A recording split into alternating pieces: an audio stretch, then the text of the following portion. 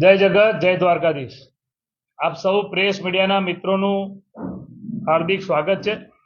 ખૂબ જ ટૂંકી નોટિસમાં આપને અહીંયા પ્રેસ કોન્ફરન્સ માટે બોલાયા। એનું કારણ છે કે આ વડોદરા શહેરમાં જે ભ્રષ્ટ ભાજપના પાપે આખું વડોદરા જે પાણીમાં ડૂબ્યું અને ભ્રષ્ટ ભાજપના નેતાઓના પાપે વડોદરાની શહેરની પ્રજાને ભોગવવાનું આવ્યું અને જ્યારે આ ભાજપના નેતાઓનું પાપ છાપરે ચડીને પોકારી રહ્યો છે ત્યારે કેટલાક બીજેપીના નેતાઓ કે જે ધારાસભ્ય છે અને ટેકનોક્રેટ મેયર પોતાની જાતને ગણાવતા હતા અને એ ટેકનોક્રેટ મેયરે એવો ભ્રષ્ટ વહીવટ કર્યો કે આ વડોદરાની પ્રજાને પાણીમાં ડૂબવું પડ્યું। આપણે સૌ જાણીએ છીએ કે આ વડોદરામાં અને ગુજરાતમાં છેલ્લા 30 વર્ષથી ભારતીય જનતા પાર્ટીનું શાસન છે। છેક તળિયેથી લઈને નડિયે સુધી ભાજપના નેતાઓનું રાજ છે અને પ્રજાએ એમને ખોબે ખોબરીને વોટ આપ્યા। 5 વર્ષ 10 વર્ષ 20 વર્ષ માટે નહીં પણ 30 વર્ષ અને એમાં તો બબ્બે તો ટેકનોક્રેટ મેયર થઈ ગયા। પણ આજે ખરેખર જે ટેકનોક્રેટ કહેવાય મહારાજા સયાજીરાવ ગાયકવાડનું વડોદરા એ આ કેટલાક બની બેઠેલા ટેકનોક્રેટ મેયરો અને ભાજપના ભ્રષ્ટ શાસને જે આ વડોદરાને ખાડોદરા બનાવ્યું, ભુવા નગરી બનાવી અને વડોદરાને પાણીમાં ડૂબાડ્યું।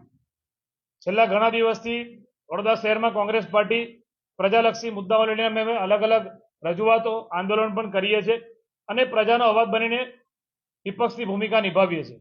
આપ જાણો છો કે કોંગ્રેસ પાર્ટીએ જન આક્રોશ રેલી રાખી હતી। એમાં પ્રદેશ પ્રમુખ શક્તિસિંહ ગોહિલ, પ્રભારી મુકુલ વાસનિકજી, વિપક્ષના નેતા અમિત ચાવડા સાહેબ બધા આવ્યા હતા અને મોટી સંખ્યામાં પૂર પીડિત લોકો આ જન આક્રોશ રેલીમાં જોડાયા હતા।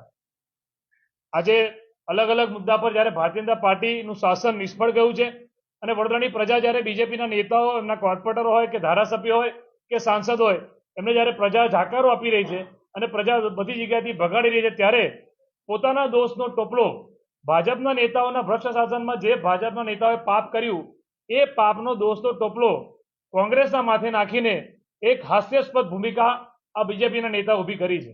આપણે જાણીએ છીએ કે એમના સ્ટેન્ડિંગના ચેરમેને વચ્ચે સ્ટેટમેન્ટ આપ્યું હતું કે વડોદરાની પ્રજાએ તૈયાર રહેવું પડશે અને જાતે જ આપણે બોટ, ટ્યુબ અને દોરડા રાખવા પડશે। ત્યારબાદ એમને માફી પણ માંગવી પડી અને એવું જ એક સ્ટેટમેન્ટ જે ગઈકાલે જ્યારે ધારાસભ્ય છે સયાજીગંજના અને પોતાની જાતને ટેકનોક્રેટ મેયર ગણાવે છે એમને જે ગઈકાલે હાસ્યાસ્પદ નિવેદન આપ્યું આ વડોદરાની પ્રજાને પણ બહુ એમાં રમૂજ લાગી। કારણ કે એમને 1976ની વાત કરી। આજે જે 1976માં નકશો લઈને લાયા હતા તો આપના માધ્યમથી કહેવા માંગુ છું કે ટાઉન પ્લાનિંગ એક્ટની જે શરૂઆત જ જે થઈ, નિયમોની શરૂઆત એ 1979માં થઈ। એટલે જ્યારે ટાઉન પ્લાનિંગ જ એક્ટ અમલમાં નતો આવ્યો અને એ ટાઈમનો નકશો એ ક્યાંથી લઈ આવ્યા, પરંતુ એમને જ્ઞાન નહીં હોય અને એમનું અધૂરું જ્ઞાન, પેલું કહેવાય ને કે અધૂરો જ્ઞાનનો ઘડો વધારે છલકાય તો કાલે એ છલકાયા અને એમના ભ્રષ્ટ શાસનનો ઘડો કોંગ્રેસના માથે ફોડવાનો જે પ્રયત્ન કર્યો।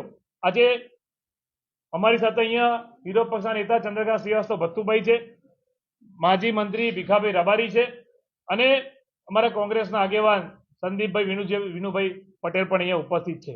અને ગઈકાલે જ્યારે ભાજપના કોર્પોરેટરો અને એમના જે ધારાસભ્ય જે વાણી વિલાસ કરીને કોંગ્રેસનું નામ લીધું છે ત્યારે આજે અમારી પાસે પુરાવા સાથે જે ધારાસભ્ય છે, પૂર્વ મેયર રહી ચૂક્યા છે અને જે કોર્પોરેટર છે એમને જમીનમાં સંપાદનમાં જે ગોટાળા કર્યા છે, જે કૌભાંડો કર્યા છે, જે ભ્રષ્ટાચાર કર્યા છે એના પુરાવા સાથે અમે અહીંયા આપની વચ્ચે ઉપસ્થિત છે અને એ તમામ પુરાવા સાથેની વાત સંદીપભાઈ પટેલ કરશે।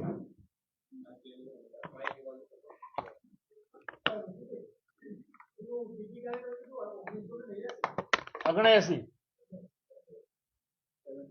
એના કાગળ પણ તમને આપું છું।